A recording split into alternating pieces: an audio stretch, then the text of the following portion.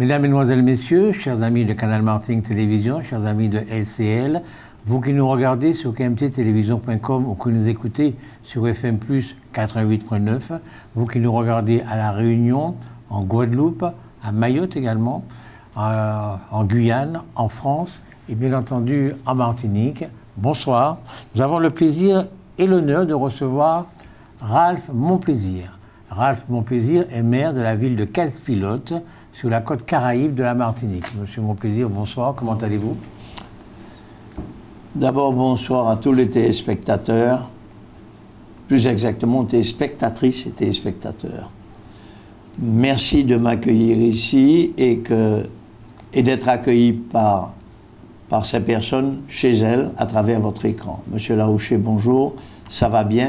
Je ne suis plus maire de Casse-Pilote. Je suis, vrai. Voilà, j'ai donné ma démission, comme vous le savez, mais on continue à m'appeler monsieur le maire partout, et le maire actuel en place est un homme que j'estime, que j'aime beaucoup, que je respecte, et nous nous voyons, et la boutade, c'est effectivement, quand je m'adresse à lui, c'est monsieur le maire, et quand il me parle, c'est monsieur le maire. Mais le maire de Casse-Pilote, c'est Jean-François Bocquet, et Casse-Pilote a de la chance d'avoir Jean-François Bocquet en charge de la commune aujourd'hui. Vous vous rendez compte à quel point vous avez imprimé quand même cette ville? C'est que moi-même, alors que je suis bien au courant que c'est le plus beau, pour moi, vous êtes toujours le maire. Mais pour les gens de Casse-Pilote, les gens que je rencontre dans la rue, tout le monde s'adresse à moi, monsieur le maire, sachant que je ne le suis plus, ou je le rappelle si, mais il y a une chose qui est sûre et certaine, c'est que ça me fait plaisir, et je vais vous raconter une anecdote, vous m'autorisez à le faire? J'ai été élu maire le jour de mon élection, où on m'a mis l'écharpe, on a eu après une réception avec tous les amis, tous les gens qui me soutenaient autres. Et là, j'avais commencé mon discours en expliquant, en disant, mesdames et messieurs, chers amis, merci d'être là. Il y a une chose que je veux que vous sachiez, c'est que le roi est mort, vive le roi. Donc je ne me fais pas d'illusions sur ce que c'est pendant le temps où on est là et ce que c'est après. Puis il y a environ 2 mois, j'étais à Casse-Pilote devant la poste et je parlais avec 2 ou 3 personnes. Puis les gens traversaient, venaient me voir. Monsieur le maire, comment vas-tu? Les gens en voiture s'arrêtaient. Monsieur le maire. Alors il y avait un monsieur qui était là, qui n'était pas de la Martinique vraisemblablement, qui est quelqu'un qui y vivait maintenant, mais qui était arrivé. Et il me dit, mais c'est vous le maire? Je lui ai dit, ah non monsieur. Mais je lui ai dit, vous voyez monsieur, je vais vous dire quelque chose. La commune a un maire. C'est un gars bien qui est là, qui est le maire. Et en même temps, moi, les gens traversent pour venir me dire bonjour, pour me saluer. Eh bien, pour moi, c'est ma légion d'honneur, monsieur. Parce que je vais vous dire quelque chose, en général, celui qui s'en va, la veille du départ, on traverse pour le saluer, le lendemain, on lui fait signe de loin. Eh bien là, on vient me saluer, et c'est pour moi un honneur et un plaisir, c'est ma légion d'honneur, mais je suis d'autant plus fier que je le suis et que j'ai à côté de moi un maire de qualité en la personne de M. Jean-Marc Bocquet. Vous avez été élu maire de Casse-Pilote en quelle année? 2008. Et vous êtes parti en quelle année? 2023. Et j'avais prévu de partir, dès la nouvelle mandature, j'avais prévenu à des gens très proches que je laisserais la place à quelqu'un. J'avais regardé quelqu'un avec intérêt, cette personne a confirmé ce qu'elle était, et je lui avais dit que je quitterais mes fonctions le 1er janvier 2023 ou le 30 mars, date à laquelle j'avais été élu. Puis au mois d'octobre ou novembre 2022, j'ai mon dernier enfant qui est venu me voir pour me dire qu'il souhaitait se marier le 22 avril 2023. J'ai donc vu le monsieur avec qui j'étais, le maire actuel, je lui ai expliqué, je lui ai demandé si ça le dérangeait, que je reste au moins, il se mariait je crois le 21, que je reste au moins ou il se mariait le 20, que je reste jusqu'au 21, c'est ça. Et juste pour marier mon fils, sinon, comme je lui ai donné ma parole, je serais parti. Il m'a dit non, non, non, il n'y a aucun problème, monsieur le maire, tu partiras quand... Et effectivement, j'ai marié mon fils le 21 et j'ai donné ma démission le 21 avril 2023. Vous êtes donc resté maire combien de temps? 16 ans et quelques... voilà. Attendez, presque 18 ans. Hein. Est-ce que vous avez l'impression d'être resté longtemps maire? Ou bien c'est passé vite? Je vais vous dire, il y a des deux. Il y a des choses qui sont passées vite et il y a des choses qui ont duré. Mais ce qui est sûr, c'est que j'ai eu le sentiment, effectivement, d'être là. J'ai vraiment eu le sentiment d'être présent à travers les relations que j'ai eues avec la population, relations qui durent, hein, des relations humaines, ce qui est pour moi la base de la vie, les relations humaines. Et oui, je considère que je suis resté, mais je considère être resté le temps qu'il fallait. Parce que on ne peut pas, comme j'avais dit en arrivant, j'ai dit la mairie ne m'appartient pas, je suis un élu parmi les autres. Et je suis un élu parmi les autres. Tous les élus sont mes collègues, certains sont adjoints maires, mais on est tous élus sur une liste. Hein. Ceux qui ne sont pas de ma liste, qui sont de ce qu'on appelle l'opposition, sont quand même mes collègues, je les respecte, et ils représentent des gens qui ont voté pour eux, donc on doit les respecter. En dehors de ça, en presque 18 ans, je considère que, oui, j'ai fait le temps qu'il fallait, d'autant plus que nous vivons une période de vitesse, les choses évoluent très vite, de plus en plus vite. On ne sait pas dans la journée comment les choses peuvent se passer. À la fin de journée, on a des choses qui ont changé. Mais ce qui est sûr, c'est que mon époque qui était l'époque de la machine à écrire, mon époque qui était l'époque de la machine à calculer, mon époque qui était l'époque du téléphone au début où on appelait allô, c'est toi Gaumont, tu peux me passer Saint-Joseph, chérie? Mais oui, doudou. C'était comme ça que ça se passait. C'était formidable. Et attends, ne quitte pas, je te passe pour voir. Saint-Joseph, c'est Gaumont. Fort de France, je voudrais te parler. Tu peux prendre. Voilà. Ben ça, c'était mon époque. Et je suis passé à travers ça, je suis passé à travers le téléphone normal, je suis arrivé au stade où, vous savez où on en est, hein. Donc, je suis dépassé aujourd'hui, et je considère que je dois laisser la place, je devais laisser la place à quelqu'un qui était plus apte à comprendre le monde dans lequel nous vivons, et surtout toutes ces histoires de technologie. Je suis heureux de l'avoir fait. Et la preuve m'en est donnée tous les jours à travers le travail que fait la municipalité sous l'empreinte du nouveau maire. Si vous pensez à une reconversion, vous pourrez toujours être acteur, hein, parce que vous avez l'air de bien vous en sortir. Ça m'a été dit. Vous avez fait donc plus de 3 mandats en tant que maire. Est-ce que vous avez eu le temps de faire ce que vous aviez envie de faire, ce que vous vouliez faire, ce pourquoi vous étiez élu? J'avais une volonté et j'avais des projets. Quand je suis arrivé, 2 jours après, je me suis retrouvé avec un collègue maire qui était quelqu'un qui avait été maire en métropole, qui était de métropole, qui était depuis plusieurs années maire. Alors je lui dis voilà, je lui expose, je vais faire ça, je voudrais faire ça, je voudrais faire ça, je vais faire ça. Vous savez, l'enthousiasme, en plus j'avais 17 ou 18 ans de moins. Il me dit, ah, mais il te faudra 3 mandats pour faire ça. Je lui dis, quoi, 3 mandats? On fait ça avant la fin de mon premier mandat. Il a dit, on verra. Il avait raison, il m'a fallu 3 mandats pour arriver très loin de ce que je voulais faire, par rapport à ce que je voulais. J'ai bien avancé. Mon successeur est en train de continuer sur la même lancée.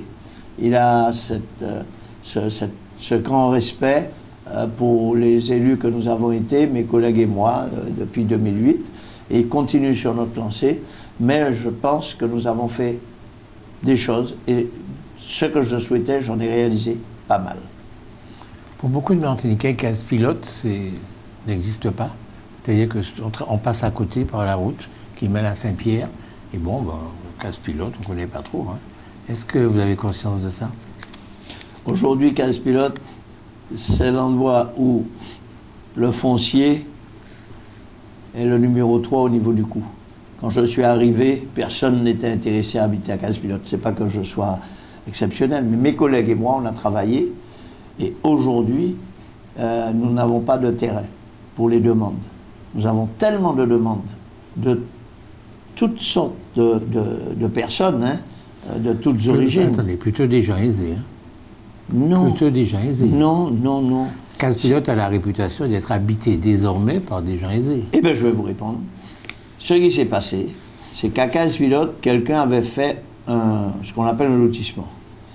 Et ce lotissement, il y avait d'abord le lotissement de la colline à Schœlcher, dont une petite partie est sur Casse-Pilote, et puis le lotissement La Caraïbe.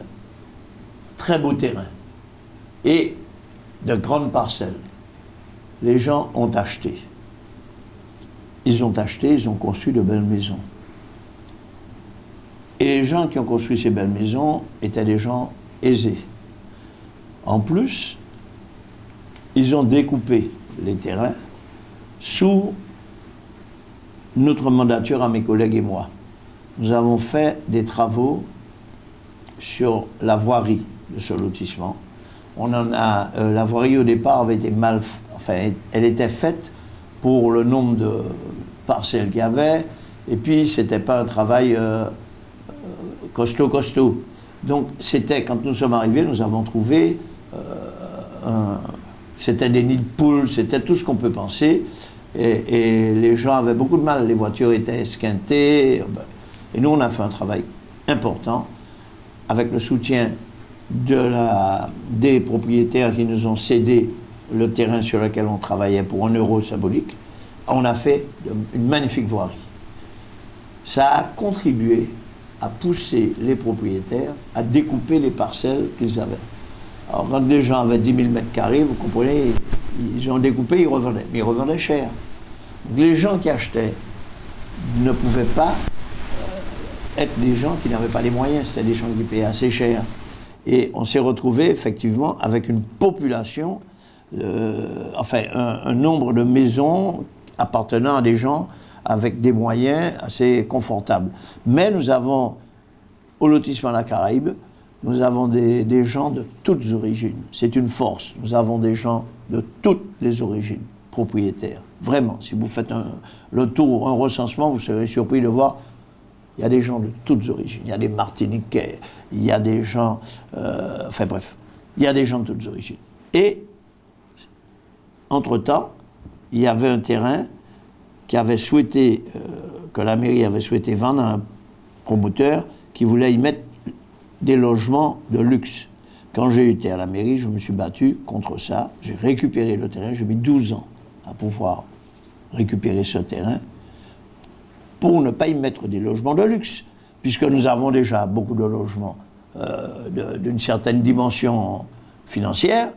Donc j'ai souhaité qu'on y mette des activités pour donner du travail.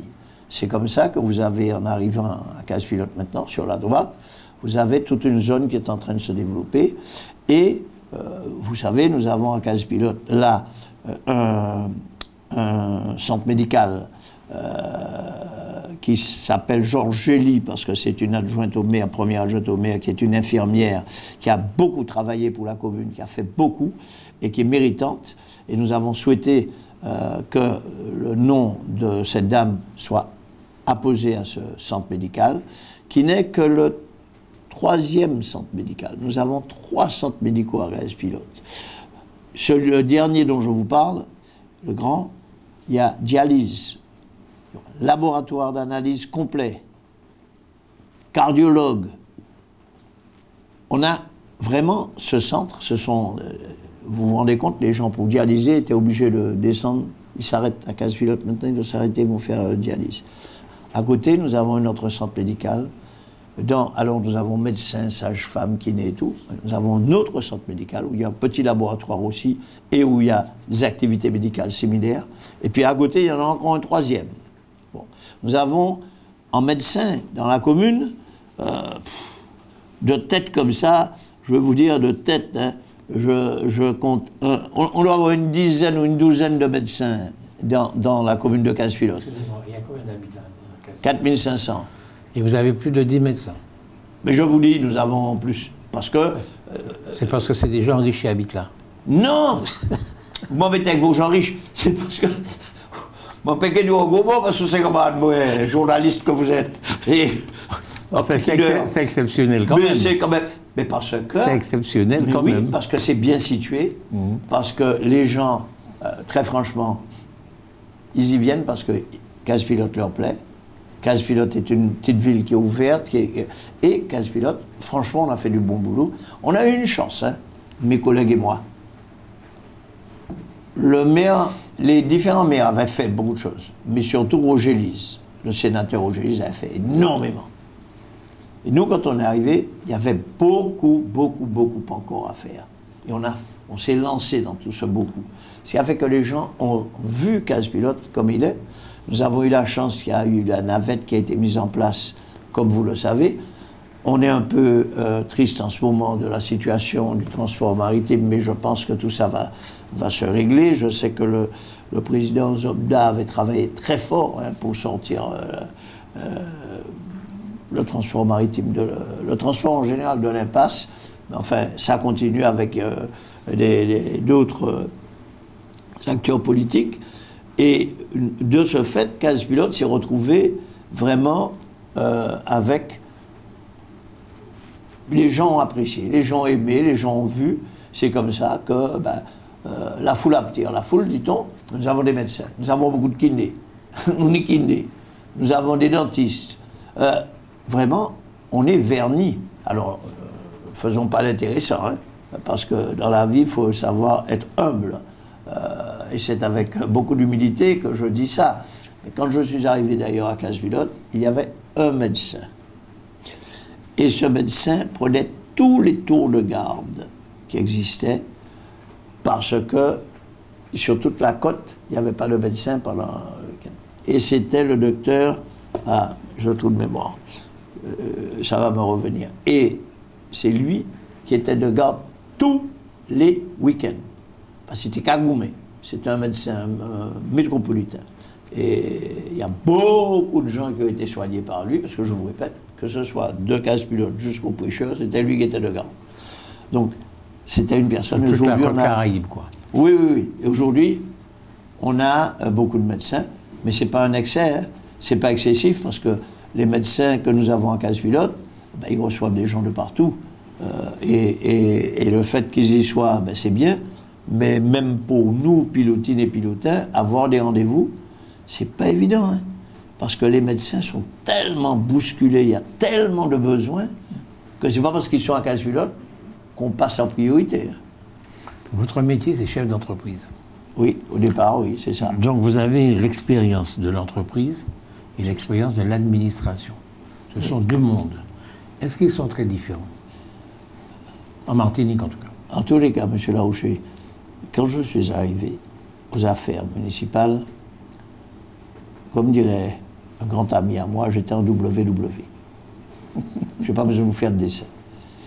Et j'étais persuadé que les choses, et la comptabilité, tout ça, pour moi, c'était kiff bourricot. J'ai découvert que c'est un monde complètement différent. Ce n'est pas le même monde. Et les choses ne sont pas appréhendées de la même façon. Les informations comptables doivent être faites de façon différente. Et il y a une rigueur, une discipline administrative qui est la discipline de l'État. Mais c'est différent. Et c'est vraiment différent. Et quand on arrive, comme moi, on est persuadé que, mais je vais vous dire quelque chose, ce que j'ai eu comme formation avant m'a énormément servi après, où j'ai fait ma formation aussi.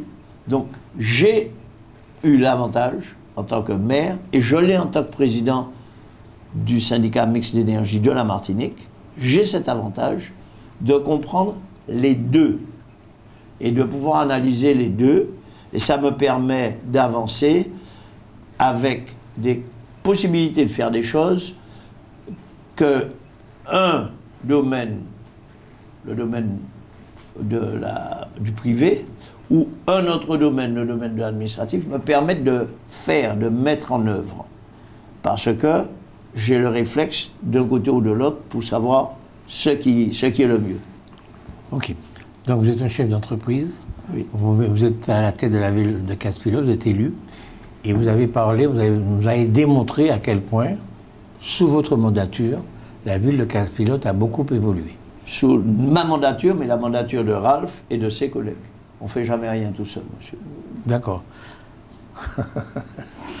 D'accord. Quand Napoléon gagne une bataille, il n'a jamais tenu un fusil de sa main. Pourtant, on dit que c'est lui qui l'a gagné. Donc voilà. Donc en fait, ma question est la suivante.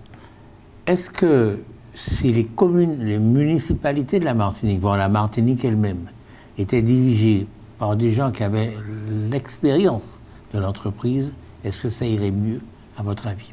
Les élus, eh bien, ils étaient élus parce que ça avait été la volonté de certaines personnes qui étaient les gens prédominants dans le domaine économique du territoire. Les béquets, alors? Vous prononcez des mots, mais il n'y avait pas que les béquets, hein. Il y avait des mulâtres aussi, hein, je suis navré. Les béquets et les mulâtres. Béquets, mulâtres, bon, enfin bref, et peut-être aussi des gens qui n'étaient pas encore mélangés. Mais en tous les cas, ce que je veux dire par là, ça répond à votre question. Parce qu'à cette période-là, ces gens-là, indirectement, influençaient les décisions politiques. Parce que par derrière, ils suivaient l'intérêt. Et vous pouvez faire ce que vous voulez, vous ne faites pas marcher une voiture sans essence ou sans énergie quelle qu'elle soit. Et l'énergie, c'est la résultante de la façon dont les choses sont menées, sont gérées. Et il y avait une gestion qui était faite par des gens qui avaient une certaine expérience ou qui étaient conseillés, disons, par des gens qui avaient une certaine expérience dans le domaine économique. Il est évident que dans ces cas-là, débrouillard pas péché. Hein? Débrouillard pas péché, celui qui était en relation avec celui qui était en place ou qui avait aidé à le faire mettre en place, avait des petits intérêts personnels, pour ne pas dire de grands intérêts personnels, à voir cette personne là où elle était. Et vous avez un exemple très simple aujourd'hui, on retourne à des choses avec ce monsieur qu'on appelle monsieur Trump, hein, qui est, pour moi c'est monsieur Trump, mais monsieur Trump, ah oui, monsieur Trump qui est un cas spécial, vous savez très bien que son dada, c'est la partie machin. Mais lui, il fait ça différemment, il prend les trucs lui-même et puis il semblerait qu'il fasse directement profiter ses plus proches, famille ou amis. Il n'a même pas la décence de le faire, bref. Discrètement. Ce que je veux vous dire par là, c'est que c'était important. Et quand vous arrivez avec des gens qui sont pleins de bonne volonté, mais qui ont souvent des rêves qui sont difficiles à mettre en œuvre s'il n'y a pas les moyens de les mettre en œuvre. Et les moyens, ça reste l'argent. Et c'est ça qui reste un des problèmes. Si on ne sait pas simultanément mettre les rêves en fonction, mais simultanément mettre l'argent là où il faut, on a des difficultés. Et je suis heureux aujourd'hui parce qu'à Casse-Pilote, le maire actuel, il fonctionne comme ça. Il s'assure, c'est un monsieur qui a une bonne connaissance juridique, financière et autres, il a un bagage, et il fonctionne avec, en priorité, le fait que l'équilibre doit exister entre les moyens financiers et les rêves de ce qu'on veut mettre en œuvre. Et c'est ça qui est important. Alors, en faisant ça comme ça, eh ben, on fait pour les autres. Quand je vendais du matériel de travaux publics, je ne faisais pas de politique, j'avais 20 ans, 21 ans, je me retrouve à venir vendre à la mairie du François un engin de travaux publics. Je ne connaissais pas le maire, et je me souviens qu'il m'a dit, il m'a regardé, il m'a dit « Oh, monsieur mon plaisir », il s'agissait de monsieur Vanajou, c'est comme ça qu'il parlait. Il m'a dit « Oh, monsieur mon plaisir, vous savez, la parole de l'homme fait l'homme, et moi vous me voyez assis ici, et je fais ce que je peux, mais si je vous dis les choses que je vois en tant que médecin, en tant que maire, j'ai vu des gens dormir sur des morceaux de carton, je vois ça, tout. » Donc, il faisait ce qu'il pouvait pour sortir ces gens-là de là, tout en faisant son boulot correctement. Et d'ailleurs, c'est un monsieur que j'aimais beaucoup, c'était mon grand ami, et c'est la première personne que j'ai appelée quand j'ai été élu maire, et que j'ai invité à ma prise d'écharpe, Ernest Van Ajouy. Donc, vous voyez, il faut de tout pour faire un monde. Ce que je voulais savoir, oui, c'est que vous êtes le monde de l'entreprise, on le connaît. Oui. Le monde de l'administration, je le décris rapidement, c'est un monde un petit peu à part en Martinique. Oui. Il est privilégié puisqu'il touche 40% de plus que le reste des personnes. Il a des horaires de travail qui sont différents dans le privé. On ne s'arrête pas forcément les après-midi, ce genre de choses. Ensuite, quand vous êtes maire, même si en étant maire, vous avez des difficultés, si vous voulez licencier un employé, si ça ne fonctionne pas, vous avez tout de suite un syndicat sur le dos, etc. Autant de choses qui n'existent pas forcément dans le privé.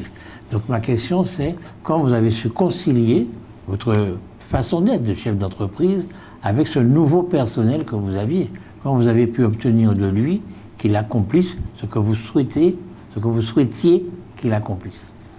Je vais vous dire, c'est une question de relations humaines. J'ai sous ma responsabilité aujourd'hui 33 ou 34 personnes encore au syndicat mixte d'énergie, et j'ai eu ce nombre de personnes, plus de 100 à la mairie de Casse-Pilote. Je pense pouvoir être fier de dire que tout ce personnel m'accompagne. C'est-à-dire que je suis heureux du personnel en question. Pourquoi ? C'est parce que je crois qu'il y a une relation sincère entre nous.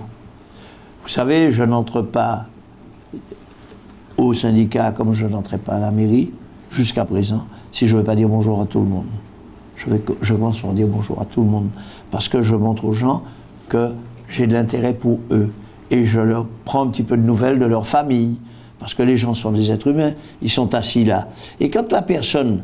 ce que j'essaie de faire également, c'est de faire en sorte que les gens, justement, tout ce personnel administratif dont on dit que ces gens-là, je me suis assuré qu'on leur explique leur travail, qu'on leur explique l'importance de ce qu'ils faisaient. Et à partir du moment où la personne se sent, elle est motivée, parce qu'elle n'a pas l'impression qu'elle est là pour rien. Bien sûr qu'elle gagne sa vie. Bien sûr qu'il y a 40% dessus ici, mais la vie est plus chère ici aussi. Bon, donc il y a des compensations dans les deux sens. Et quand un employé vient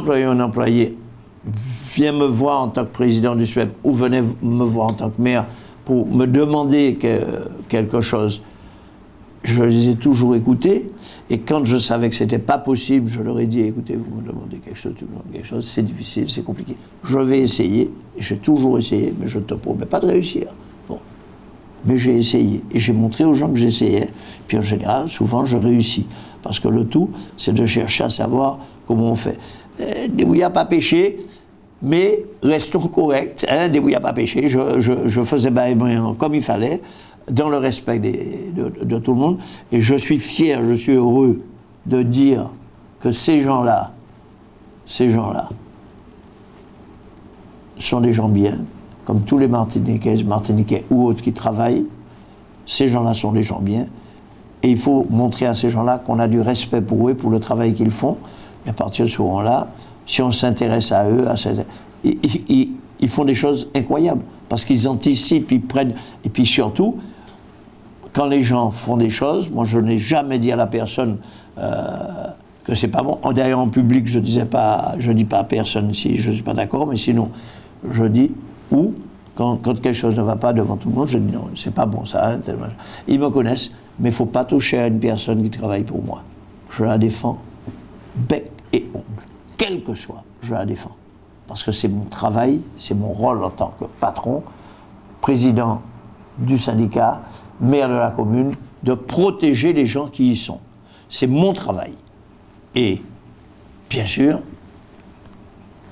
quand on fait ça, on prend des coups aussi, mais c'est nécessaire de montrer aux gens que vous êtes là pour eux. Parce que quand vous avez besoin d'eux, c'est-à-dire quand on a besoin que le travail se fasse, ils le font, parce qu'ils savent pourquoi ils le font.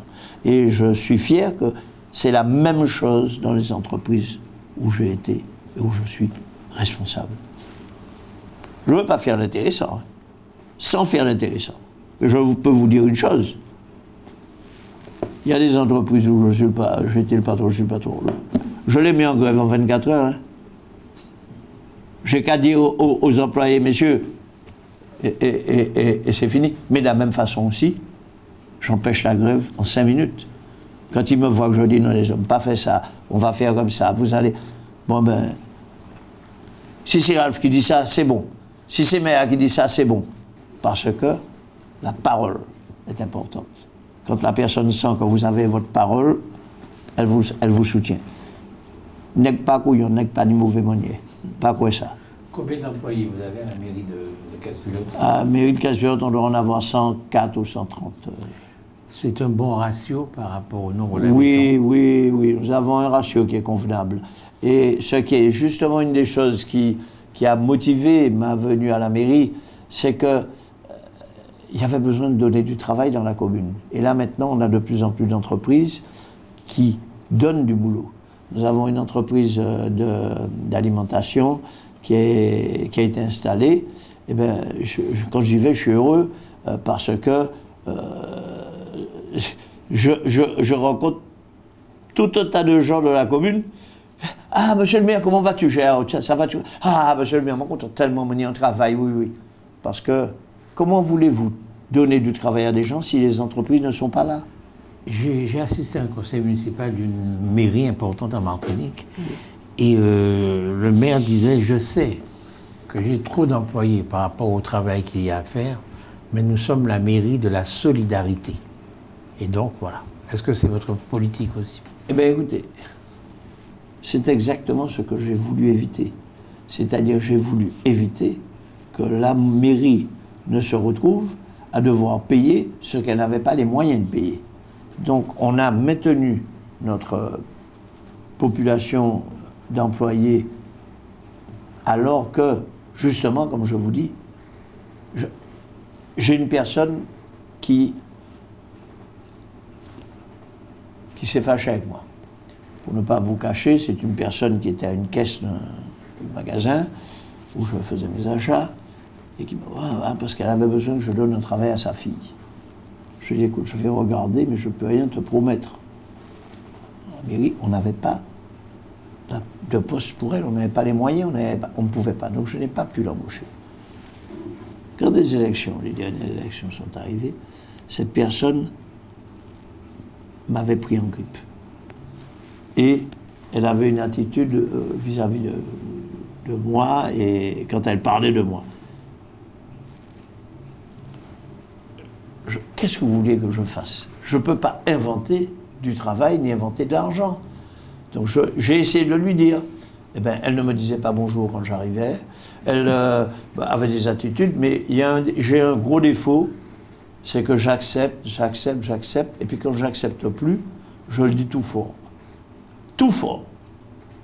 Un jour, on était à la caisse, je vois qu'elle sert des gens et elle leur donne des sachets pour mettre leurs affaires. J'arrive, je n'ai pas de droit à des sachets. Je dis, est-ce que je peux avoir un sachet, s'il vous plaît, madame? Ah, il faut payer, hein. Je dis, mais madame, je n'ai pas dit que je ne paierai pas. Ah oui, mais c'est pas comme ça. Hein. Alors là, bon, moi, c'est pas l'effort. Les gens dans le fond du magasin ont commencé à m'entendre quand je lui ai dit ce que je pensais. Je lui ai demandé ce qu'elle croyait. Est-ce qu'elle croyait qu'elle pouvait se permettre d'avoir avec moi cette attitude alors qu'elle avait une attitude différente avec les autres? Parce que je n'avais pas donné du travail à sa fille. Complètement carrément. Pas langue, pas bouche, pas chaille. Je l'ai dit ouvertement. Vous m'en voulez de ne pas vous avoir donné du travail à votre fille. Et à cause de ça, on m'a fait payer ça. J'ai eu rien à faire, madame. S'il y avait eu moyen, je lui ai donné, elle n'avait pas moyen, je ne lui ai pas donné. Vous n'êtes pas contente, c'est votre problème, madame. Je vous respecte quand même. Vous lui avez dit ça en créole ou en français? Bon, ben les deux. Ben les deux. On va manquer j'ai au moins, c'est qu'on s'est moyen, hein. Mais, monsieur Larouché, j'arrive à une caisse en France, un grand supermarché, un long week-end arrive. Il y avait au moins 30 caisses, c'est pas une blague, hein. Il y avait au moins 30 caisses. Chaque caisse, monsieur Larouché, chaque caisse, il y avait une queue qui était, je ne vais pas exagérer, il y avait une queue de 40 mètres dans chaque caisse. 30 mètres, 40 mètres, des gens qui attendent. Donc pour arriver à la caisse, vous mettez presque une demi-heure passée, debout, pour avancer, pour avancer, pour avancer, pour payer. Alors nous avançons. Et je vois, M. Larouché, à 2 personnes devant moi, il y avait une petite dame, je le dis, elle était noire, 2 places devant moi. Et nous avançons. Tout d'un coup, je vois une dame métropolitaine, on est en France, hein, qui arrive avec un chariot. Elle pousse son chariot et elle le met entre 2 caisses, donc entre 2 queues. Et puis elle va, petit machin, mais chaque fois qu'elle ramène quelque chose, son chariot avance sur la ligne sur laquelle je suis. Tout doucement, elle pousse son chariot vers le machin. Je ne dis rien, mais je me suis dit, mon cavéo. Mon cavéo, mon cavéo. Donc je surveille. Parce que, surtout quand il s'agit d'une femme, hein, respectez les dames devant moi. J'accepte pas qu'on rigole avec une dame. J'ai été élevé comme ça par mon père, comme mes frères et sœurs. Mes sœurs, attention, hein, ma mère ne tolérait rien et mon père non plus, hein, les dames, quelles qu'elles soient, respectez une femme. Donc, mais c'est une autre femme qui fait ça. Alors je regarde, je regarde, je regarde, je regarde, et puis au moment où ça va quasiment être le tour de la petite noire, elle pousse son chariot juste devant la petite noire. Monsieur Larouché, toutes les caisses du magasin se sont arrêtées. Laissez-moi être à passer, madame, moi pas connaître, il a disparu. Moi, je me dis, madame, où est-ce que vous croyez que vous allez?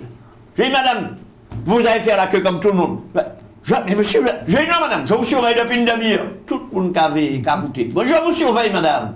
Vous êtes là, vous poussez votre chariot tout doucement pour entrer dans la queue, hein, devant cette petite dame. Mais qu'est-ce que ça veut dire? Eh bien, madame, je vais vous dire quelque chose. Passez derrière moi. Vous passerez derrière moi, vous ne passerez pas devant moi. Ceux qui sont derrière, s'ils veulent vous laisser passer, c'est leur problème. Et moi, je ne vous permets pas de passer devant cette petite dame. Parce que je vous surveille depuis tout à l'heure. Il m'a dit non. Toutes les caisses se taisent. Tout le monde entend. Là, il voit ça. Il prend un chariot et puis elle est remontée la queue. Et chaque fois qu'elle arrivait près de quelqu'un, la personne dit non, madame, c'est derrière. Personne ne nous a rien dire. Tu as vu? Eh bien, ça, c'est des choses que je n'accepte pas. Et tout le monde me connaît pour ça. Je parle fort, mais j'accepte pas les choses. Si la dame devant vous n'avait pas été noire, est-ce que vous auriez eu la même attitude? Mais m'en finis d'où c'est une dame? Attendez, elle aurait été jaune, verte, caco, n'importe quoi. Non, j'ai la dame qui faisait la queue avec vous. Si elle la dame qui faisait la queue, quelle qu'ait été sa couleur, oui, j'aurais eu la même attitude. D'accord. Si ça avait été un homme au lieu d'une femme, j'aurais agi différemment. J'aurais dit à ce moment-là, monsieur, excusez-moi, cette dame qui est là, qui essaie de passer là, ça fait un moment que je la surveille, monsieur. Je ne comprendrais pas que vous la laissiez passer devant vous. Parce que moi, je fais la queue derrière vous depuis des heures. Tu as compris? D'accord. Mais là, j'ai agi différemment, parce que, justement, à cause du fait que la couleur de la dame, mais surtout, parce que c'était je voyais bien que la petite dame n'aurait jamais osé. D'accord. Alors, okay, c'était mon travail de prendre la parole. Vous regardez les informations de temps en temps? Ah ouais, les informations de la Martinique, je regarde, mais un peu moins, mais je regarde des informations nationales, des informations internationales, beaucoup. Beaucoup. Et vous regardez les informations de la Martinique un peu moins. Vous n'avez pas honte de dire ça? Non, je n'ai pas honte. Je sais pas parce que je... Non, c'est parce que je vis la Martinique. Parce que ce qui se dit aux informations, bien sûr, il y a des choses de même, mais j'entends tout ça toute la journée. Hein. D'accord. Je rencontre les gens, on parle. Donc moi, si vous voulez, mon spectacle télévisé ou des informations, c'est les gens que je rencontre dans la journée ou dans la semaine. Hein. Vous avez regardé Martinique la première hier? Mon frère y était, c'est ça que vous allez me dire? Non, non, c'est pas ça. Ah bon, non, j'ai pas regardé hier. Parce que j'ai un problème avec ma télé, je ne vous mens pas, hein, j'ai un problème avec ma télé, je ne comprends pas pourquoi. J'arrivais à prendre mieux avant, donc j'ai un problème depuis quelques jours. Mais c'est pas une excuse, mais c'est la vérité. Vous n'avez pas vu qu'on a remis une médaille, comme Emmanuel Macron lui-même a remis une médaille à Bernard Ayotte? Alors écoutez, monsieur, moi je vais vous répondre à ça très facilement. Je l'ai su quasiment avant tout le monde. Pourquoi? Parce que j'ai reçu un message que j'ai là, hein, que j'ai reçu un message d'un ami qui s'appelle Mourad, qui est un monsieur en France. Mourad, qui est un bon ami à moi, m'envoie un message que je trouve à 5 h du matin, en prenant mon bazar, là, et mon téléphone, et le message, c'est le suivant. Il y a une belle photo, une brochette de personnes debout sur le perron de l'Élysée, avec M. Macron au milieu, où on voit Macron et 3 personnes de chaque côté. Donc ça fait 6. Et lui, c'est lui qui a pris la photo. Il me dit « Bonjour Ralph, tu reconnais Bernard Ayotte que j'ai rencontré hier à l'Élysée. » Je pense que c'est la première fois qu'il l'a rencontré. « En espérant que tu vas bien. Amitié, Mourad. » Je lui réponds « Bonjour Mourad. Oui, bien sûr. Est-ce indiscret de te demander ce que tu faisais à l'Élysée ?» Il m'envoie à ce moment-là un machin visuel, hein, où on voit Macron debout devant lui et où Macron officiellement lui dit « Monsieur, nous vous donnons tel machin ». Et il me dit « Le président m'a distingué et élevé au rang d'officier national de l'ordre national du mérite. Nous étions 7, dont Bernard Ayotte. » Je lui ai répondu « Félicitations ».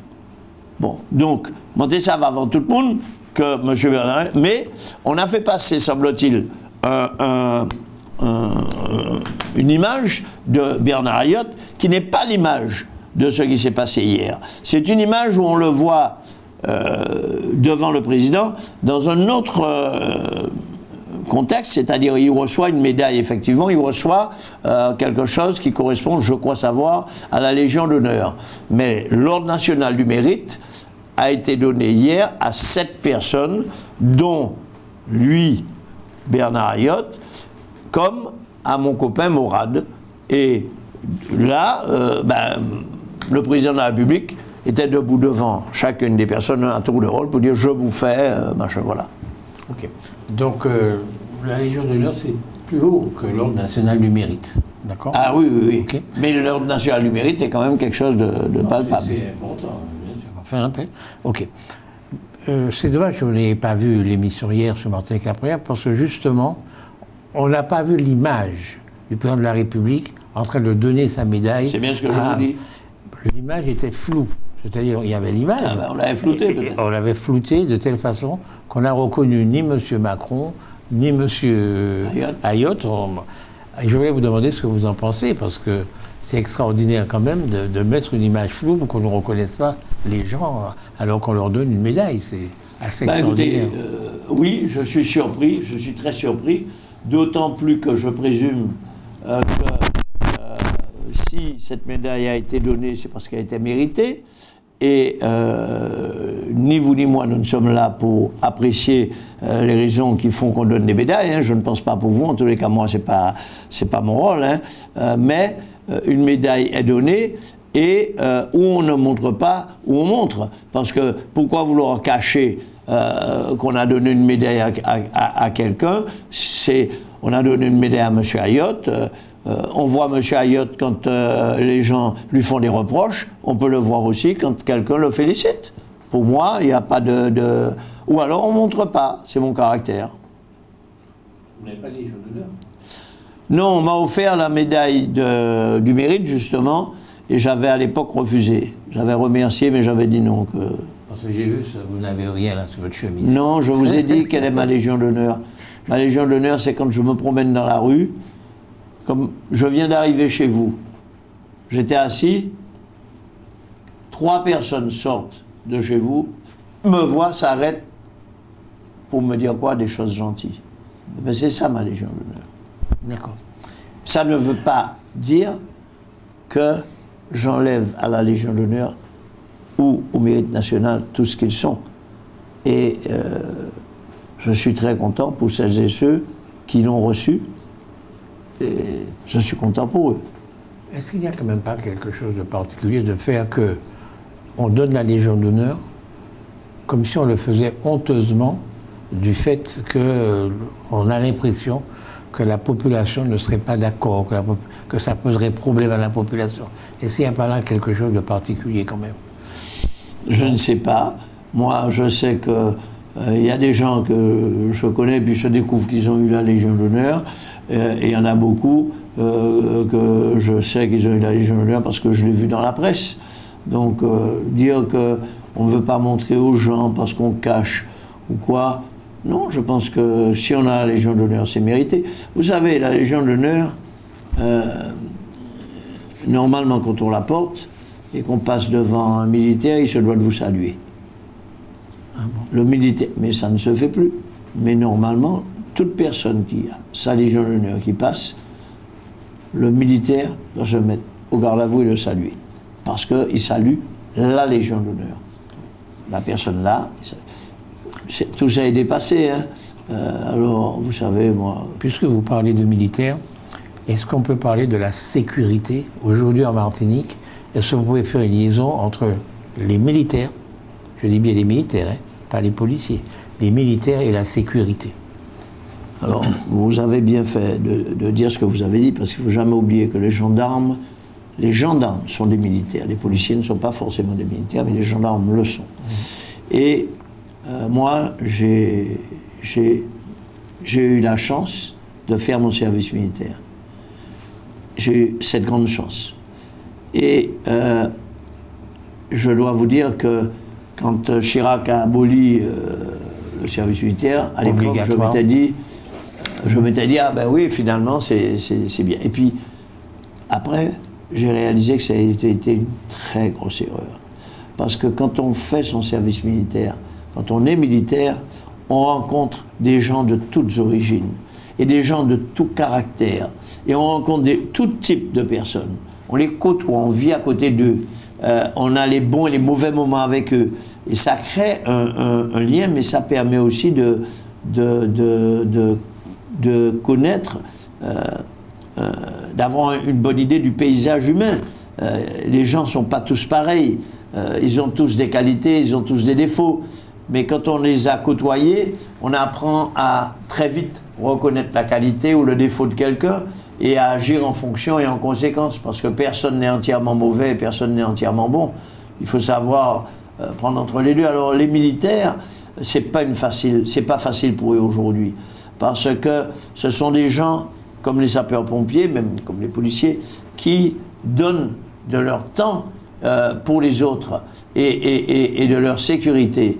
Vous savez, quand arrive le jour de la fête, Noël, n'importe quoi, ben, y a des militaires qui, au lieu d'être avec leur famille, sont là à surveiller, à garder, à faire, des gendarmes aussi. Et qu'est-ce qu'ils font? Ils donnent aux autres. Bon. Et ils ne sont pas excessivement payés. Il ne faut pas croire que ce sont des gens qui sont payés de façon excessive, mais ce sont des gens, et moi, j'ai toujours respecté ça, et en tant que maire, ils le savent aussi, toujours respecter les gens, comme je vous dis, les militaires, les policiers, les pompiers, qui se sacrifient pour les autres. Et aujourd'hui, ce qui est plus grave, c'est ils sont ciblés, et alors personne n'est parfait, il y a des bons et des mauvais, mais les mauvais sont tellement moins nombreux que les bons. Mais par contre, on veut tout le temps stigmatiser les gens qui veulent faire respecter le droit et la loi. S'il n'y a pas des règles dans une société, même les animaux ont des règles. Quand vous regardez des troupeaux, il y a une façon de fonctionner dans le troupeau, ce sont des règles. Et celui qui déroge, les autres lui foutent une raclée. Donc, non mais ça se voit dans les troupeaux, regardez bien donc, sur les reportages qu'il y a. Et quand on veut commander, il faut commencer par savoir obéir. Obéissez, respectez celui qui vous donne l'ordre, même si des fois ça vous paraît absurde. Moi j'ai été un commandant, quand j'étais militaire, on lui avait fait cadeau de lapin. Alors derrière son bureau, il y avait du gazon, de l'herbe, et puis près des maisons, des gens qui habitaient, c'était à la caserne. Et il m'appelle, il me dit, mon plaisir, regarde, on m'a donné 3 lapins, regarde, je les ai lâchés. Alors moi j'étais soldat, bidas, deuxième classe, j'ai dit, mais mon commandant, c'est bien beau, bien gentil, hein. Mais ils ne vont pas vivre longtemps. Hein. Comment? Je dis, mais les chiens vont les tuer tout de suite, mon commandant. Ah bon, tu crois ça? J'ai dit, oui. Ah bon? Ben, attrape-les. Ben, monsieur, là où j'ai couru après les lapins. Quand il a vu que je courais, que j'étais essoufflé, que j'arrivais pas, il m'a dit, bon, viens, Marie, laisse tomber. Parce qu'il a bien vu que j'avais obéi. Donc, et je savais que j'allais jamais les attraper. Mais si j'avais dit, mais mon commandant, je ne vais pas réussir. Qu'est-ce qu'il a dit? Je suis là, je suis soldat, j'obéis. Bien sûr, s'il m'avait dit, saute dans un précipice, moi, t'es dit, ah, mon commandant, sauter d'abord. Voilà. Mais là, donc, les militaires, ils n'ont pas une vie facile. En ce moment, surtout, leurs familles sont agressées. Quand tu penses que des gendarmes, des pompiers sont obligés de cacher aux voisins leur métier pour que les enfants, que les voisins ne sachent pas que les enfants sont enfants d'un gendarme ou quoi, parce que même sans faire de méchanceté, ils vont le dire à quelqu'un. C'est pas bon. Et c'est pour ça que moi, je dis, la sécurité n'a pas de couleur politique. Sécurité, pas de couleur politique. La sécurité, c'est quelque chose qui doit exister pour tout le monde. Et c'est pour ça que je soutiens la candidature de l'actuel ministre de l'Intérieur aux élections du parti Les Républicains. Je soutiens sa candidature parce que je crois que c'est un homme... Comment il s'appelle? Il s'appelle Bruno Retailleau. Et c'est un homme d'action et c'est un homme il a des convictions. C'est ça qui est important. Et il respecte ses convictions. Il est certainement, comme vous, comme moi, hein, pas parfait, comme tous ceux qui nous regardent et nous écoutent, mais quand on fait la balance entre les deux, je pense qu'il y a de plus de bons que de mauvais.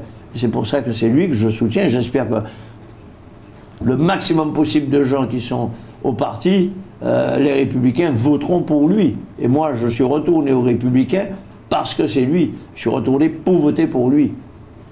Wauquiez ne vous plaît pas?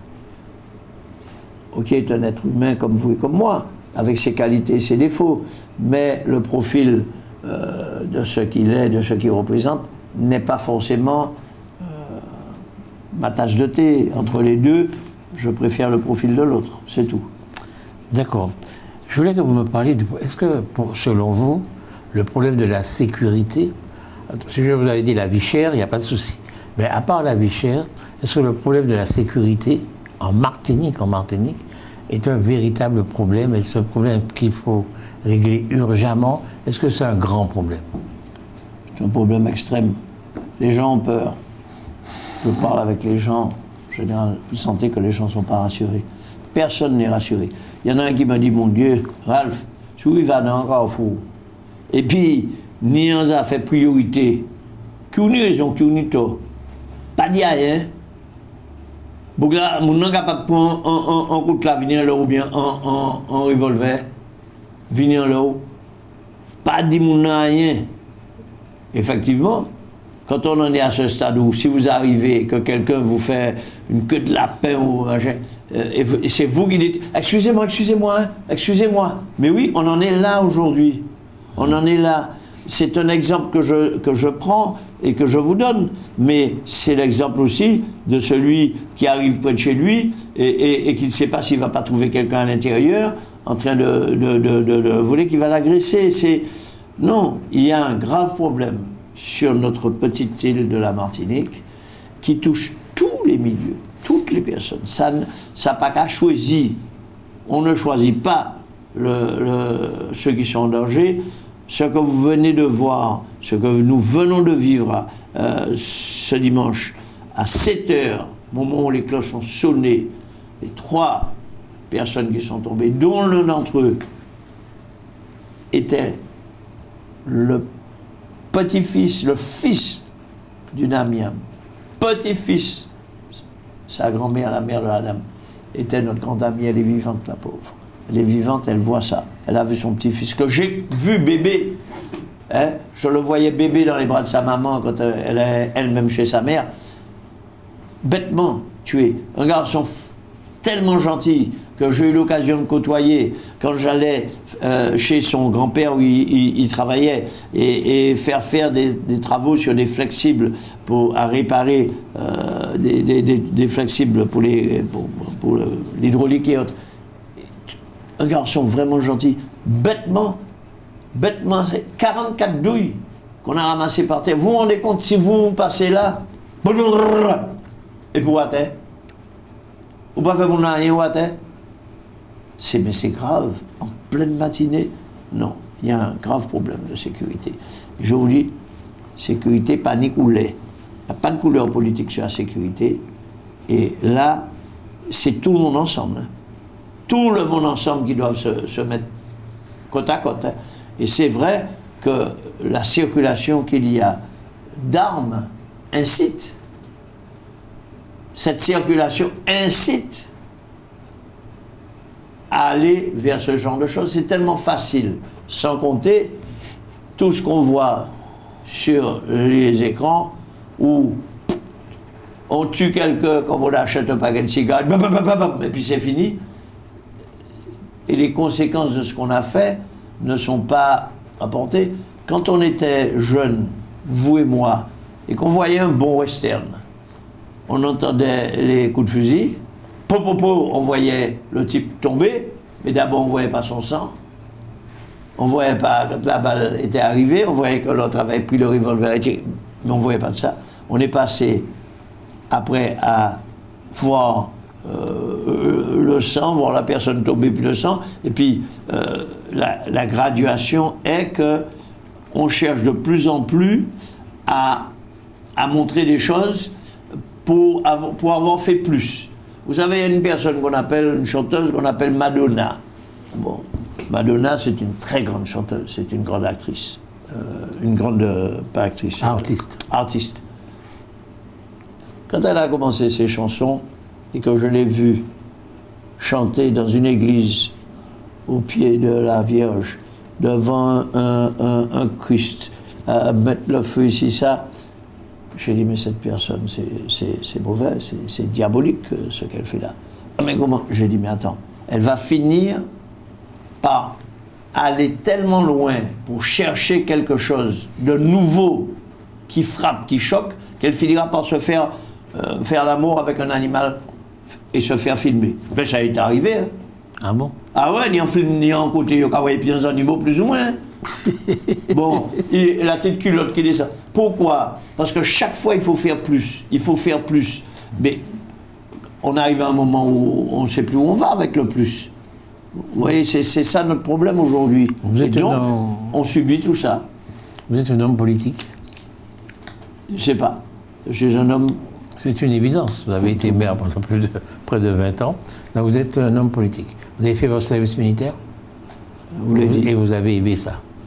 Oui, j'ai apprécié. Vous avez été pendant longtemps le maire d'une ville balnéaire, d'une ville sur la côte. Les armes passent pour rentrer en Martinique forcément par la côte. C'est vrai qu'il y en a peut-être quelques-uns par la voie aérienne, mais c'est surtout par la côte. Alors vous devriez nous proposer des solutions. C'est votre boulot, c'est votre travail, c'est votre mission. Vous avez raison.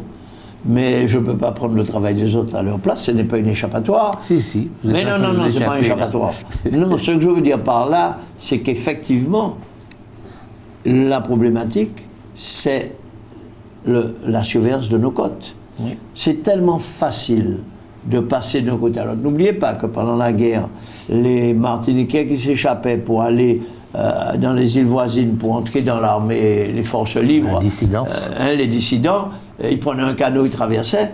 Et aujourd'hui, c'est encore plus majeur, puisque ce n'est même plus à la rame ou à la voile, c'est avec un moteur. Et des moteurs qui vont tellement vite. Donc tant qu'on n'aura pas vraiment mis en place un barrage pour ces canaux qui entrent, et surtout de nuit, on n'y arrivera pas. Et il y a tellement d'argent en jeu pour ceux qui font ce trafic que ils vont continuer à le faire. Alors, j'ai cru comprendre qu'au mois de juin, nous aurons le radar, on a des vedettes, il y a des efforts qui sont faits par l'État, mais par le gouvernement, mais il faut que aussi on accompagne. Et moi, je pense que quand il y a quelqu'un qui a une information, il n'est pas obligé de se faire connaître lui-même, mais il peut trouver un moyen pour envoyer l'information. L'information, après, elle est contrôlée. Et s'il s'avère que ce qui a été indiqué est vrai, ben, ça peut aider à arrêter, à supprimer quelque chose, c'est tout. mais parce que vous savez, beaucoup de gens aussi ferment leur bouche, parce que ils ont peur aussi qu'on leur foute une balle. Hein. Est-ce qu'ils ont tort? Je ne leur donne pas forcément tort, hein, parce que quand vous êtes là et puis que vous voyez que vous n'avez rien à voir, vous mêlez de quelque chose pour aider, et puis c'est vous qui prenez. Vous savez que les médecins, je me souviens de mon cousin, un Saint-Lucien, qui a fait ses études de médecine en Allemagne, et puis qui les a confirmées aux États-Unis, où il a vécu toute sa vie, hein, en tant que médecin. Il m'avait dit, Ralph, si je suis dans un aéroport et qu'il y a quelqu'un qui tombe, et qu'il y a un machin, et qu'on dit, est-ce qu'il y a un médecin, est-ce qu'il y a un médecin, moi je vais vite, hein, je ne dis pas que je suis médecin. J'ai dit, mais pourquoi? C'est pas normal. Il m'a dit, on nous a appris ça, on nous apprend ça quand on fait nos études. J'ai dit, mais pourquoi? Mais parce que tu vas aider la personne qui est par terre. Tu vas l'aider à s'en sortir. Donc, elle va s'en sortir, mais elle va perdre un œil ou une faculté quelconque. Elle va te poursuivre. Ah bon? Oui. Et la loi va te... Et c'est toi... Mais il m'a dit, hein, et ça m'a été confirmé par d'autres médecins. C'est le danger, c'est pour ça aussi que ben, si un médecin est obligé de faire attention pour ne pas trop s'avancer, pour que demain, ce ne soit pas lui qui soit mis en cause par la personne qui l'a aidé ou qui l'a sauvé, imaginez-vous, ceux qui voient ou qui entendent des choses, ils ont intérêt à fermer leur bouche parce qu'ils ont peur. C'est tout. D'accord. Et vous avez le cas avec les gardiens de prison et tout, qui n'osent pas laisser savoir qu'ils sont gardiens de prison, parce que leurs enfants peuvent se trouver tabassés ou embêtés ou quoi, parce qu'il y a un tel qui est en prison, et papa moi en prison, et puis c'est papa qui a veillé. Un bandit sans arme, c'est pas très dangereux, un bandit sans arme. En tout cas, un bandit avec une arme est 10 000 fois plus dangereux qu'un bandit sans arme. Absolument. Vous avez une très belle image tout à l'heure en disant mais bien un sûr. coup de mitraillette, quoi. Ouais. Autrement dit, la priorité des priorités, c'est d'empêcher que les armes entrent en Martinique. Absolument. Pourquoi est-ce que les politiques martiniquais ou les Martiniquais, de façon précise, ne font pas des propositions? Sur le gouvernement français, c'est loin. C'est-à-dire pour lui, ils en font. Je ne vois pas vos propositions. Ah non, mais je parle des policiers. Hein. Vous avez un syndicat ici qui est représenté, j'oublie le nom du représentant, mais Berthier, il fait pardon? Berthier? Oui, Berthier. Je ne sais pas si c'est Berthier. Il y a Berthier, il y a un Martiniquais qui est là, et il fait des propositions. Et le problème aussi, souvent, c'est une question d'argent. Alors, quand il n'y a pas d'argent, il y a du mal à être suivi pour ces choses-là. Mais il y a des budgets à mettre en place. Hein, et le budget de la sécurité dans les territoires comme les nôtres, hein, c'est un budget qu'il faut vraiment faire monter. Hein, puis que quand vous avez des gendarmes, il faut que les gendarmes se sentent bien soutenus dans tous les sens du terme. Hein. Si on veut éradiquer, c'est un grand mot parce qu'on n'y arrivera pas, je ne pense pas, mais ralentir, freiner ce... Pourquoi vous dites qu'on n'arrivera pas à éradiquer? On est un petit pays de rien du tout. Ouais. C'est pas grand, hein? Non. Si au lieu d'avoir un radar, on a des drones, des choses comme ça, il y a des techniques aujourd'hui qui peuvent permettre... Oui, mais c'est bien tout ça qui doit être mis en composition, ensemble. Je n'ai pas dit qu'il faut désespérer. Il faut vouloir. Il faut vouloir, il faut espérer. Oui, c'est vrai, il faut espérer. Seulement... c'est délicat. Je vous dis délicat dans le sens, est-ce qu'on y arrivera? Je n'en sais rien, mais on n'y arrivera sûrement pas en étant trop laxiste et trop mou. Bon, moi, j'ai par exemple, plusieurs fois, j'ai dit, nous avons des gens qui sont en prison ici, qui sont des îles voisines. Ils occupent un lit, ils occupent une chambre, un lit. Et des fois, on ne met pas des gens en prison parce qu'il n'y a pas de place. Mais celui qui occupe le lit, qui est originaire de l'île voisine, il coûte 150 € par jour. Je prends un exemple et je ne pense pas être loin. Il coûte 150 € par jour ici. À Sainte-Lucie, le même prisonnier, il va coûter 60 €, compte tenu du contexte saint-lucien. Et moi j'ai dit, mais pourquoi ne pas demander aux autorités de l'île voisine, le ressortissant de votre pays qui a été condamné ici, prenez-le chez vous, mettez-le en prison chez vous il coûte 60 €. Ben nous, on vous paye 120 €. Tous les jours, on vous donne 120 € pour vous occuper de lui. Ben, il vous coûte 60 € et vous gagnez 60 € pour un autre prisonnier, à vous. Et nous, ben, on sauve en même temps. Si on donne 120 €, on sauve 30 €. Et en plus qu'on ait sauvé 30 €, on a une place pour quelqu'un. Et on a envoyé un ressortissant chez lui, dans son pays d'origine. On n'a pas, et ce n'est pas dégradant, ce n'est pas quelqu'un qu'on a jeté dans la rue, on l'a renvoyé chez lui, il purge sa peine chez lui, aux frais du contribuable français, bien sûr, mais moins cher qu'il ne coûte quand il purge sa peine ici. J'ai proposé ça déjà une fois ou deux, mais comme on dit chez nous, parole en chaille, pas bouche. Parole en bouche, pas chaille, mon gars venu vieux, parole en bouche, pas chaille. Quand même, est-ce que la collaboration avec les polices des îles voisines peut être pertinente quand on sait qu'ils sont infiniment moins bien payés que nos policiers à nous, quand même? Est-ce qu'il n'y a pas un risque de corruption chez eux? Écoutez, bon, je vais vous dire que très franchement, pendant quelques années, j'étais à Sainte-Lucie, hein, et je me souviens très bien de ce que j'avais appris étant là-bas par ce qu'on appelle la bande. Hein, vous me comprenez? Il y avait eu des gars qui s'étaient fait coincer par un flic de Sainte-Lucie, un policier de Sainte-Lucie. Et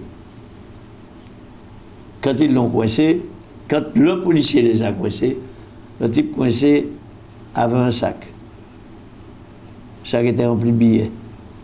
Il lui a envoyé, il lui a dit, même, tout ça c'est tort. Quittez-moi parti, mais poigne. Dans le sac, le type avait peut-être, je crois, 8 ou 10 ans de salaire de Sainte-Lucie, en billets devant lui. Qu'est-ce qu'il a fait? Il dit, tirez gros. Il a pris son sac. Ça s'est su dans le milieu. Bon, donc je l'ai su. Je n'ai pas su qui était ce policier, mais on n'attrape pas des mouches avec du vinaigre. Il est évident que ce qu'on appelle donc la corruption, c'est tellement... Ça peut être tellement facile de corrompre quelqu'un en fonction du degré. Si ce que le gars lui avait proposé, c'était 1 mois de salaire, il n'aurait peut-être pas couru le risque. Mais vu le montant qu'il avait devant lui, et l'autre, c'était tellement facile pour lui, ce montant-là. Cet argent-là, il gagnait tellement facilement. Alors regardez ce qui se passe en France métropolitaine avec ce qu'on a, hexagonal, comme on dit maintenant, avec cette histoire de crypto-monnaie. On vous dit que l'argent, cet argent est gagné tellement vite et tellement facilement, c'est ce qui est dit, je l'ai entendu ce matin aux infos, tellement vite et tellement facilement que les bandits sont fascinés par ça pour aller chercher l'argent. Et effectivement, vous avez des gens qui du jour au lendemain se retrouvent millionnaires parce qu'ils sont entrés dans le système au moment où il fallait. Des types qui sont des types millionnaires, pour ne pas dire milliardaires, à travers cette affaire de crypto-monnaie. Donc, quand la chose est relative, pourquoi vous croyez qu'on vous dit que la drogue dans des quartiers, certains quartiers, les gamins, quand un gamin, on lui donne pour sa journée 150, 200 € pour qu'il fasse quoi? Il surveille. Le petit bout de la tête est gonflé, hein? En 10 jours, il a 1000, 1500 €. Mais alors? Alors quoi? Alors c'est comme ça. Comment c'est comme ça? Voilà, c'est comme ça. Non, c'est comme ça dans le sens que cette facilité qu'il y a pour les gens dans les petites îles autour qui gagnent moins, en tant que policier ou gendarme, que les notes de se faire corrompre est plus facile là-bas que chez nous.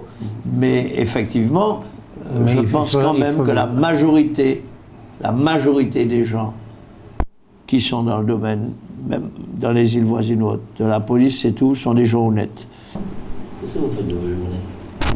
Qu'est-ce que je fais de mes journées? Ben, là, je suis avec vous. Ce matin, j'avoue que j'ai été moins occupé. Mais sinon, c'est avant-hier, j'étais au SMEM toute la matinée. Je suis monté à Sainte-Marie, j'avais rendez-vous avec le maire de Sainte-Marie à midi précise. Je suis redescendu, j'ai mangé à 3h de l'après-midi, ça c'était avant-hier, la veille ou hier, la veille, oui, hier, la veille j'ai mangé à 3h de l'après-midi aussi, parce que je sortais, non, je suis un homme en action, hein. Pas gardez-moi là. Hein. Ce que je veux dire, c'est que si les Martiniquais faisaient un véritable plan pour sécuriser leur pays, vous pouvez le faire, il n'y a pas de raison. Il y a des anciens militaires martiniquais, il y a des policiers, il y a un tas de Martiniquais. Et que vous preniez ce plan, que vous le mettiez sous votre coude, ou plutôt sous votre bras gauche, et puis au lieu d'aller manger avec votre copain à Sainte-Marie, vous alliez le porter en France, en disant au ministre à M. Retailleau, votre ami, vous lui disiez, bon voilà, nous Martiniquais, nous avons un plan pour défendre ce pays, pour que les armes cessent d'arriver. Est-ce que vous pensez qu'il dirait non, M. Retailleau? Il dirait certainement pas non, parce que justement, il dirait pas non. Ah, pourquoi vous ne le faites pas? Parce que, ben justement, nous savons très bien qu'il faudrait qu'on aille voir M. Retailleau, mais on fait bref. Pourquoi? Ben parce que peut-être parce que nous couillons. Ça, on les dit où? mais bien sûr que nous disent, on aurait dû le faire, mais nous pas fait. Bon, ben, alors, attendons. Pourquoi pas? Pourquoi pas? Ben, si j'ai des collègues qui veulent, ils me disent, et puis nous assisent, et puis nous essayer de réfléchir. Hein. Après tout, on n'est pas plus bête que les autres. J'aime à vous l'entendre dire. Mais il faut vouloir, et à ce moment-là, pouvoir. Mais si on n'est pas motivé, on ne fait pas. Oui, il faut qu'on soit motivé parce que la situation, effectivement, demande à ce qu'on soit motivé. C'est une situation difficile, délicate et grave. C'est la première fois qu'on connaît ça. Nous sommes le 3e pays, la 3e région de France, la plus criminogène. Oui. Vous vous rendez compte? C'est affreux. Dramatique. Et puis ça va impliquer le tourisme aussi. Les touristes ne voudront pas venir dans ce pays. Non. On a un tas de problèmes. Hein. Ah oui, c'est très grave. Urgent. C'est très grave. Est-ce qu'il y a quelque chose que vous souhaitez dire que je ne vous ai pas donné l'occasion de dire? Non, ce que je souhaiterais pouvoir dire, c'est que, justement, il y a un apaisement dans la population, que les gens soient moins agressifs, parce qu'on sent que les gens sont nerveux, et la situation et la nervosité amènent à de l'agressivité. Et même moi, hein, je ne suis pas aussi calme peut-être que j'aurais dû l'être. L'agressivité, elle est là autour de nous. Donc j'espère qu'on y arrivera. Et puis voilà, et chacun avec ses propres convictions. Parce qu'il va y avoir des convictions, mais je crois que si on a la conviction de s'entraider, et puis que, vous savez, moi je crois beaucoup dans l'autre et dans l'amour qu'on lui donne. Alors quand on donne de l'amour, eh bien, en général, ça surprend des fois les gens, mais ça les amène à vous donner aussi de l'amour. C'est la seule façon pour moi. Une petite seconde. Qu'est-ce que vous préférez? Qu'on détruise le paysage de Casse-Pilote en mettant des éoliennes dans la mer, un petit peu genre dans la baie de Casse-Pilote, pourquoi pas, ou bien qu'on mette des panneaux solaires? Qu'est-ce que vous préférez? Ben écoutez, la problématique des panneaux solaires, c'est qu'il n'y a pas suffisamment d'espace pour en mettre en place. Il n'y a pas d'espace suffisant. Et les panneaux, les éoliennes en mer, ben il faut qu'elles soient assez loin. Et je suis mal placé pour vous répondre. Je serais malhonnête de vous répondre, parce que comme moi-même, j'ai des projets que j'ai mis en œuvre pour des éoliennes en mer, et que j'ai essayé de faire du mieux que j'ai pu pour être à 20 km des côtes, donc à une distance justement pour ne pas gêner le paysage. Et je pense qu'avoir présenté mon projet de façon correcte, parce que partout où je l'ai présenté, j'ai eu des retours relativement positifs. Et même la Sopamar regarde avec respect et intérêt le projet que j'ai présenté. Parce que la Sopamar sait très bien qu'on a besoin de notre propre énergie, mais mon projet, je ne vais pas l'expliquer ici, ce ne serait pas correct, je ne suis pas venu pour ça, mais je suis mal placé pour vous répondre. Et je n'aime pas répondre à des choses, c'est pas honnête, ce serait pas honnête. D'accord. Mais on ne peut pas imaginer des panneaux photovoltaïques et faire de la culture en bas, faire des choses en bas. Ce sont des choses qui ont été pensées. Moi-même, j'avais imaginé il y a 20 ans mettre en panneaux futurs, enfin bref, des panneaux photovoltaïques avec en dessous la possibilité pour les animaux de manger, de boire. Mais vous savez, la nature a besoin quand même de lumière, de soleil. Pour que ça pousse en dessous, il faut qu'il y ait la lumière. C'est pas évident. C'est pas évident. Alors, ça aurait été l'idéal, mais ce n'est pas évident. Par contre, aujourd'hui, il y a des process où vous avez des tissus qui sont en réalité des panneaux solaires et qui peuvent être collés même sur les parois, sur des bâtiments.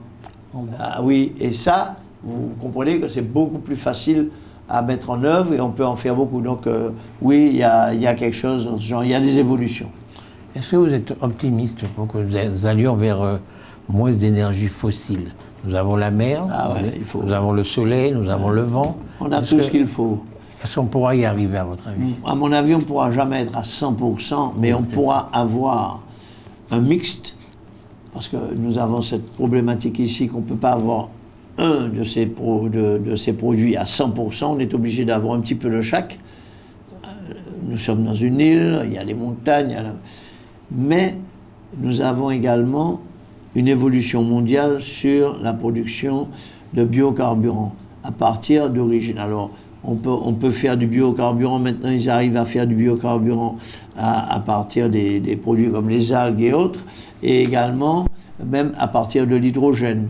Et ça, le biocarburant, on peut faire tourner une usine d'électricité comme les nôtres avec du biocarburant qui a été produit dans des process qu'il faut trouver pour ne pas faire de CO2 justement pour faire le biocarburant. Oui. Déplacer Saint-Pierre pour mettre Saint-Paul, c'est pas ça. Il faut faire des choses correctement, mais il y a une évolution technologique qui peut amener justement à répondre à ça, en sachant que avoir des centrales avec des moteurs thermiques, là, comme on a, il faudra toujours en avoir, parce que c'est une réserve dans le cas où on a un problème écologique qui empêche à l'énergie fossile nouvelle, l'énergie propre, d'être mise en œuvre pendant un certain temps.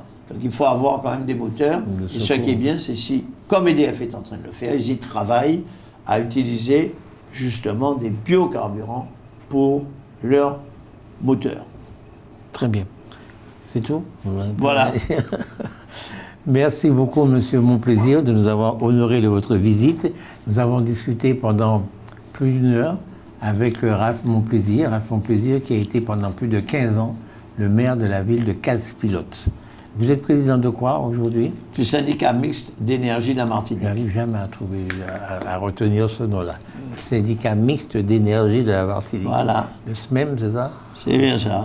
Merci beaucoup, merci de votre... Merci, Monsieur Laouché, et merci à toutes celles et tous ceux qui ont eu la patience de m'écouter. Vous êtes intéressant.